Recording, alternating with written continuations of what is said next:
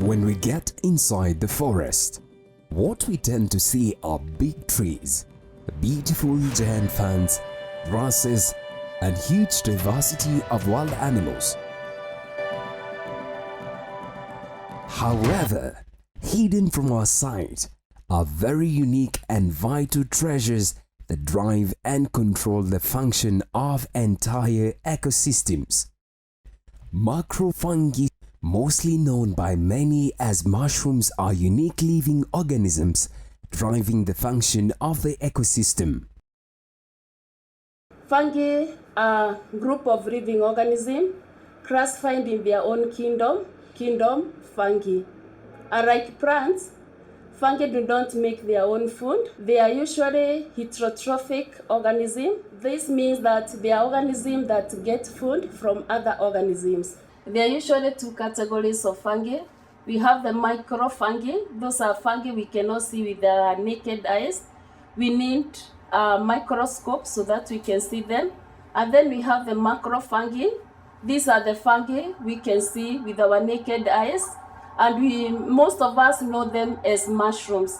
Depending on the mode of nutrition, mushrooms in their natural ecosystems are either saprophytic, symbiotic, or parasitic.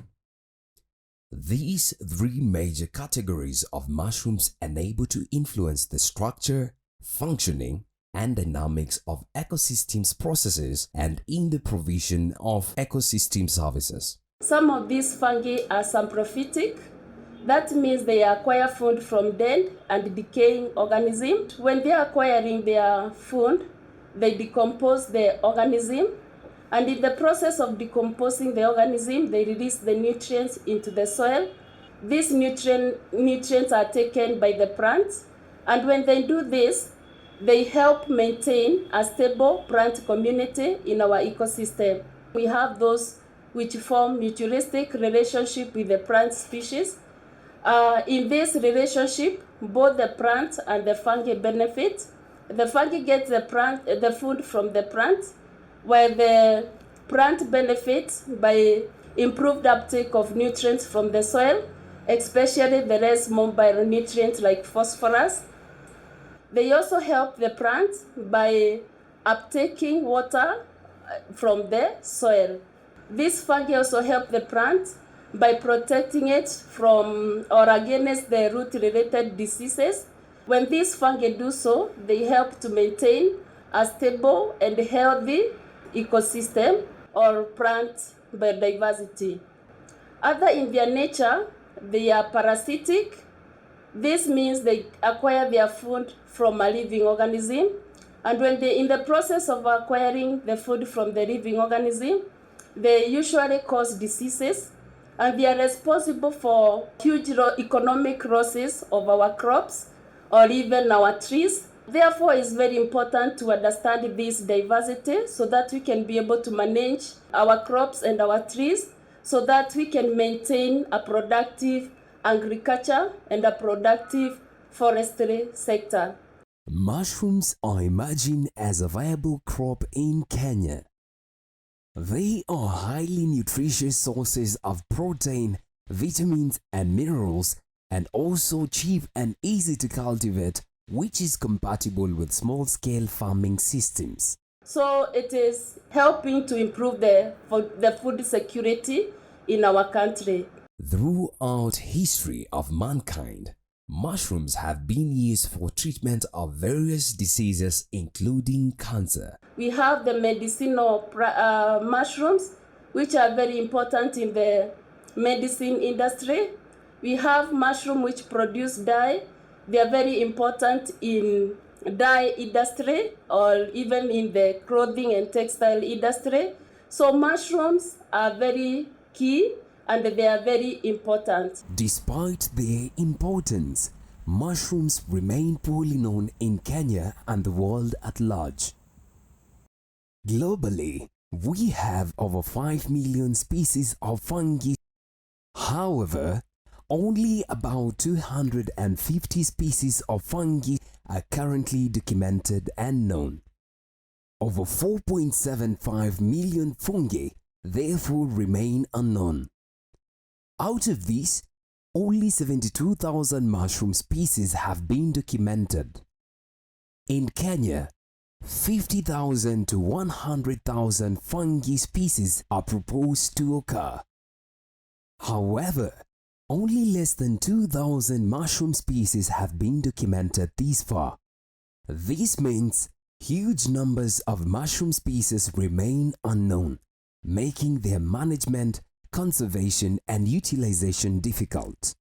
Biodiversity is the variety of the different form of life on Earth, and these include animals, plants, and even fungi, among others. This project, therefore, is going to put a lot of highlights on at least which are some of these species that we have in Kenya.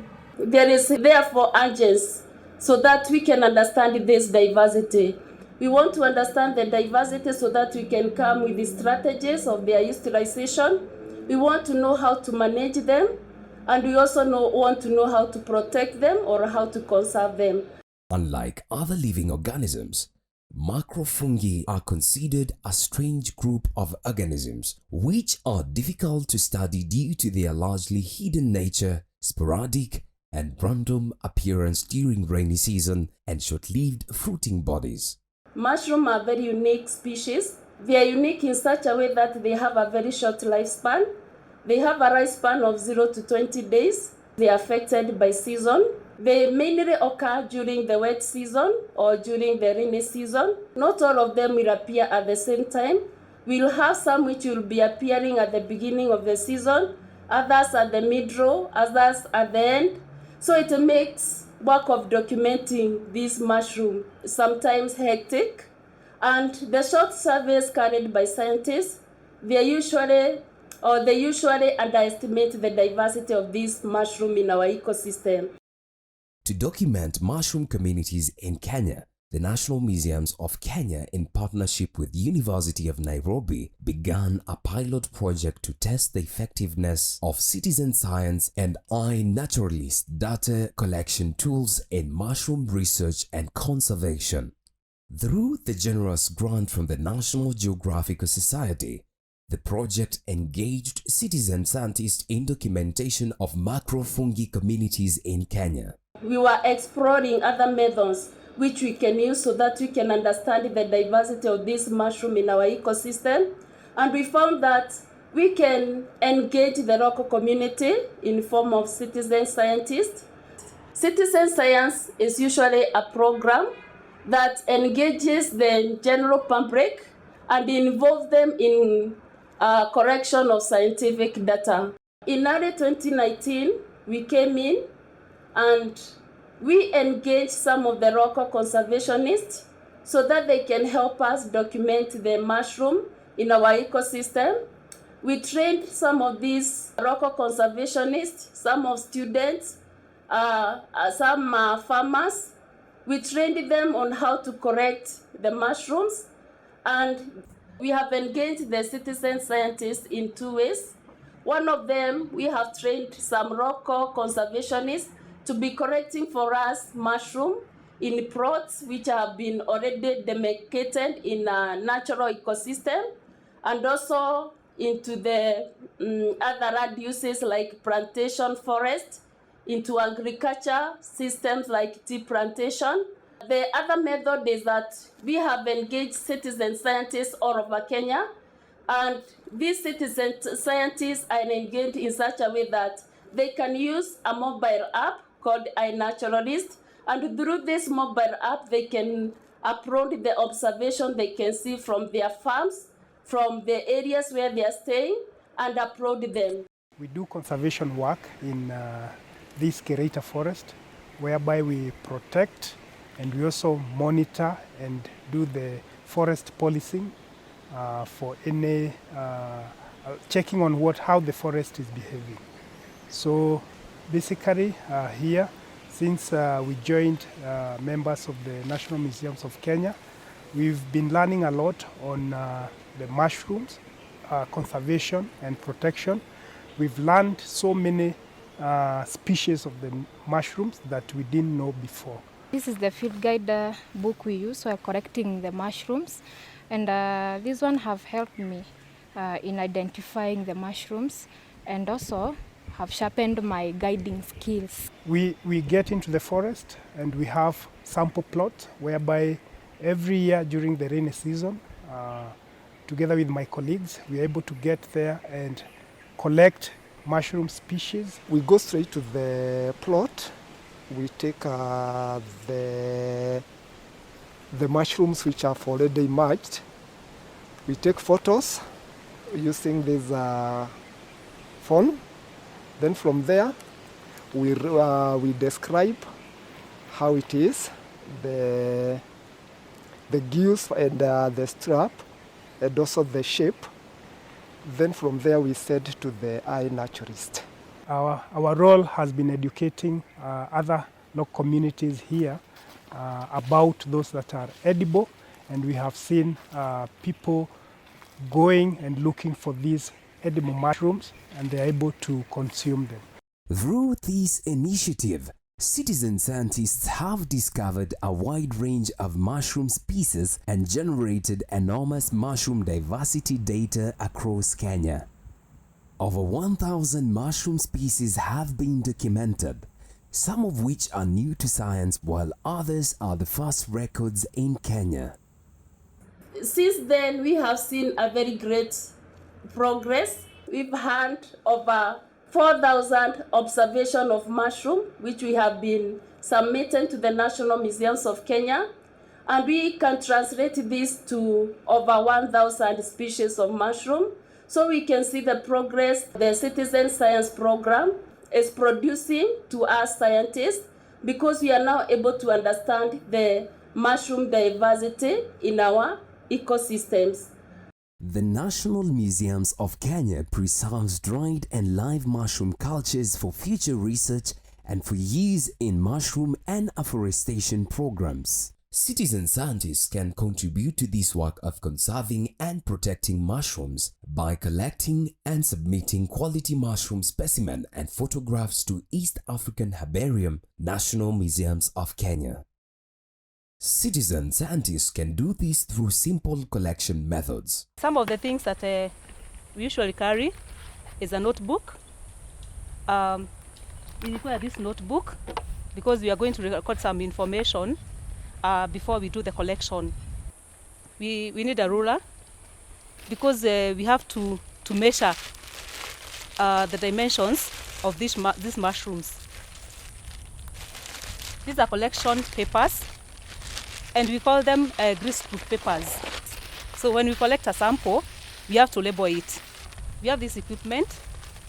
We can use a shovel or we can use a bread knife because you have to uproot these mushrooms. So we have the cup. This is known as the cup. Then you have this part underside. These are the gills or the gill region. This is the reproductive part of the mushroom. Then you have the stipe. For plants, you'd call it a stem. We have this part, is known as the ring. The first thing after you spot some mushrooms, the first thing you do is to take the coordinates of that area. The next thing, it's taking a good photograph. Make sure you are taking a photograph of the best mushroom or the mushroom that is in a good condition, not broken, not rotting, and make sure you capture its habitat. So the next thing, you make sure you uproot the mushroom from the base, the mycelia. Make sure you take all the details. Wow. And now we're going to take a photo of the underneath.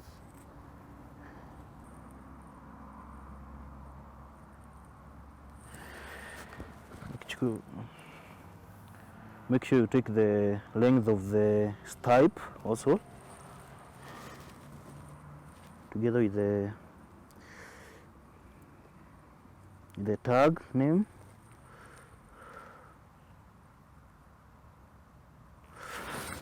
It's describing the mushroom, broadly convex shape. So pink, the surface, over there. What about the margin? It's a little bit wavy. And there's a layer that is peeling off. So we go to the next step, the gills. They are the poles and they are numerous. What else? The color? Yellow. Are they attached to the stipe? Yes, they are attached to the stipe. You can also take the length of the stipe. In our case, our stipe is 3 centimeters. It's also thick and not hollow. It doesn't have a laying. It's growing on the ground. Pine plantation habitat. Something else, the number. How many are they? 1, 2, 3, 4, 5, 6. 6 mushrooms. Then you lap them.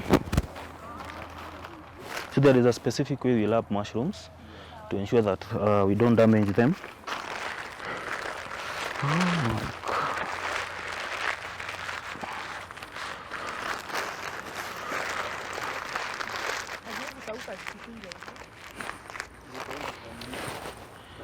So they are ready to be taken to the dryer to dry, and you are good to go. Citizen scientists can also contribute to mushroom research and conservation by uploading quality mushroom photographs in iNaturalist mobile or web application. iNaturalist is a citizen science project and online social network of naturalists, citizen scientists, ecologists, and biologists, and is built on the concept of mapping and sharing observation of biodiversity across the globe. If you are new to iNaturalist may be accessed through its website or from a mobile app. You can do this by downloading iNaturalist app into your smartphone or even computer from Google Play Store or Apple Store. For example, if I have Android, I go to Play Store and then I select or choose iNaturalist by typing iNaturalist and then select iNaturalist and then you upload. Once uploaded, you can now open the application so as to be able to take your photos. But make sure that before you take any photo, that your GPS location is on by clicking the location. And this is to capture the geographical location of your observations. So once you have uploaded your iNaturalist, that is from Google app or Apple app or store, then it is possible now to come and then you can be able to click iNaturalist icon. Then it will take you, like for example, mine, because I'm already registered, I have my observation, but I want now to make a new observation. So I click at the add here plus, so that now I can be able to take a photo. So I click at take a photo and then it will take me to my photo. So this is my observation from the field, which I've already collected. And then I can take a nice photo of the same. And then you can say, click OK, that is the tick, yes. And then it is going to prepare the photo. It has already prepared the photo. And once you find that the photo is okay, you can add notes. For example, I took this from Kirita Forest. So I can add Kirita there Forest, for example. Or you can also add as much details as possible and agree. Take another photo from the same area or from the same specimen. Like I want now to see the gills. So again now, I can take now the gills of the same, and then I say okay. So now I can take another photo of the same, but now to be able to show the gills. Again, I say okay. So I have two photos. You can see. You can also suggest the name of your observations. So what you do, just below the images or your image, you can see where it is written, what did you see? So you can view suggestion, and because as we are involved or concerned with mushrooms, so we can suggest the name fungi. So you write the name fungi. If your mobile has data or data is on, then it will be able to give you the various suggestions. So in our case here, we can select fungi including lichens. Otherwise, if you do not have data, you can just write the word fungi and then accept that alternative by clicking this tick here, and the fungi including lichens there, and then down here the green tick you accept by clicking the tick there, and then obviously it has now put the suggestion. And you can even add, because our project is called Mushrooms Project or Mushrooms of Kenya Project, so I can highlight so that I will add that specimen, that photo or those two photos into our Mushroom of Kenya project, like I have done. So it has added itself, so it will appear in the Mushrooms project. Even though now it is unknown, we'll have so many observers who will help in identifying this species for ourselves. Then we can use that information to enrich our database. At the East African Herbarium, submitted mushroom specimens are properly identified, dried, assigned a unique collection number for reference, and stored in cupboards for future research and use. We start the process of identifying the species, the specimen that we have brought, and also preparing them so that we can preserve them. We usually get the sample from our basket, and then we actually unfold it from the way we had wrapped it.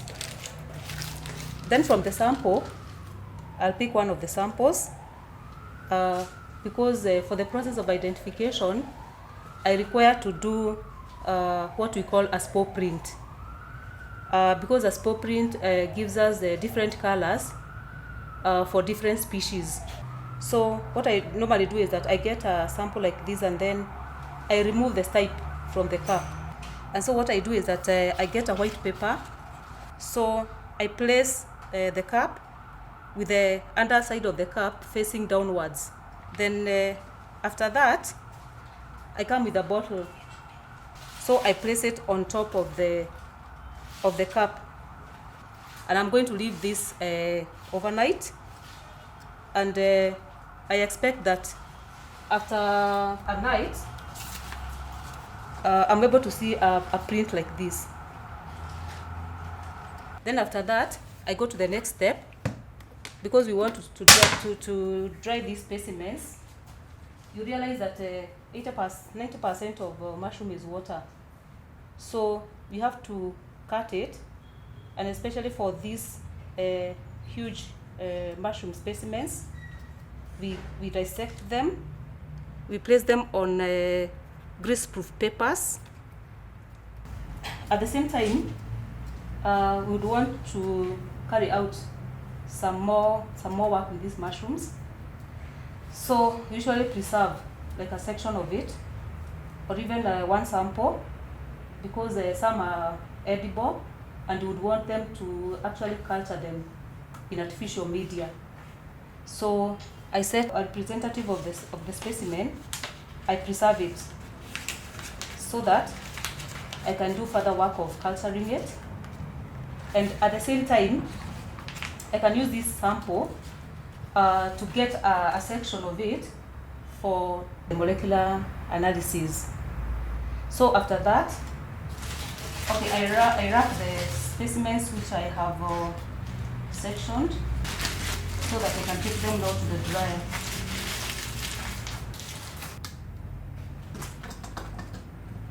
And I expect that after 3 days that they are going to be dry. These are some of the specimens that have been dried. using this method, as we can say, for many years.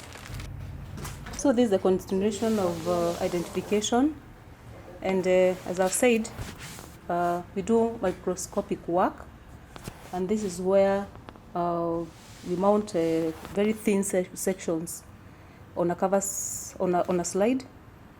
Then we cover with a cover slip, and then we want to look at certain features, because for different species they have different features. That one usually helps in the process of identification. And so as I look at different microscopic morphologies, then I also enter that data, and that data helps me in the identification of my species. The long-term goal of this project is to ensure sustainable management and conservation of mushroom resources in Kenya. We are currently losing a huge number of mushroom species when mushroom natural habitat are degraded through unsustainable human activities, or when natural ecosystems are converted to other land uses such as agriculture, plantation forests, industrial parks, mining farms, and urban centers, or sheer deforestation.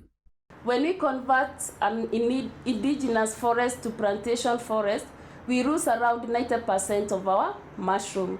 And when we convert natural forest to agriculture, we lose about 99% of this mushroom. Therefore, it is very important we have methods and strategies of protecting this mushroom from loss or from being threatened in our ecosystem. We have two methods of protecting our mushrooms. One of them is in situ conservation method.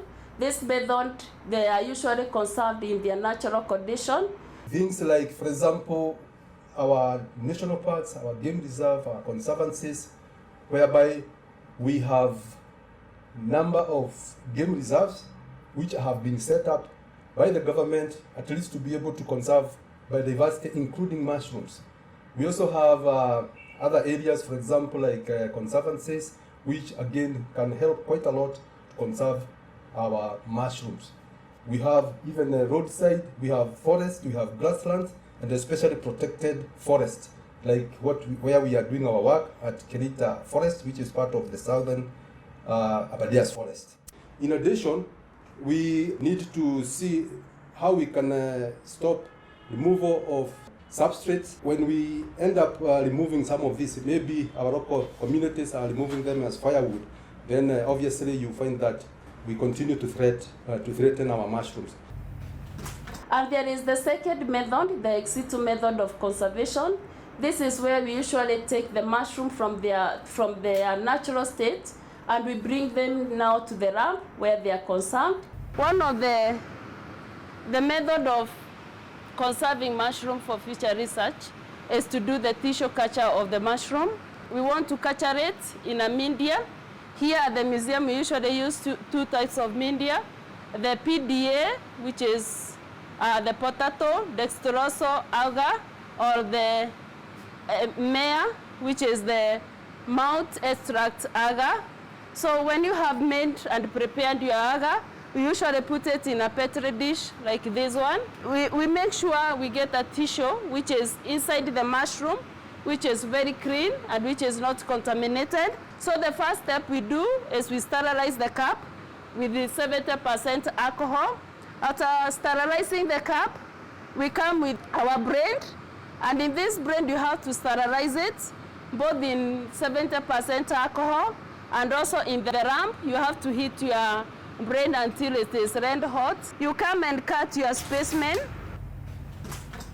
So we try to get the tissue from deep within the mushroom.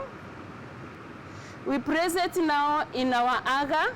Then we have to close our media to make it airtight so that no contamination enters. After that, we store this media in an incubator at a 25 degrees centigrade. This is the incubator. We first set the temperature. You put it at 25 degrees. Then you come and put your tissue culture you keep it there and you keep monitoring so that you ensure it's growing. When we are satisfied that the growth is sufficient, it can now be used to make the mushroom seed, which is called the spawn. And that spawn now can be used for mushroom cultivation. It can be used for making the inoculum for restoration programs. And at the same time now, these ones we can store them in the liquid nitrogen. We can take them to the gene bank where they are stored for future research. And now from there we have our culture, and we can now be able to use our mushrooms, which we have gotten from the field, for anything that we desire to use those mushrooms for. Come, let us join hands in making our mushroom diversity known to enable sustainable management of mushrooms for healthy and productive ecosystems.